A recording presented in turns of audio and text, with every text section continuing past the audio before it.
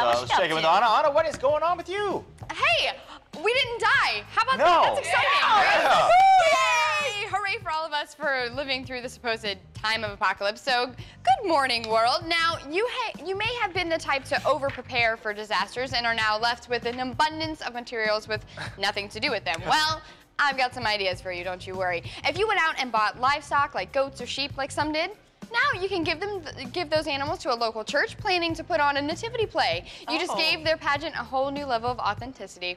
Good job. Now, did you buy a gas mask? I bet you did. I also bet you have your less than hygienic relatives coming over that will be eating foods that don't agree with them. That gas mask will protect you from any and all gases. That's good. And lastly, that excess of batteries you have, you can now just donate to Kim Kardashian. She really goes through those. Oh no! What is that? Wait, what does that Back mean? to you guys. What do you mean? Is she a robot? Is that what she's you're a saying? robot, right, Anna? Oh, is that what it is?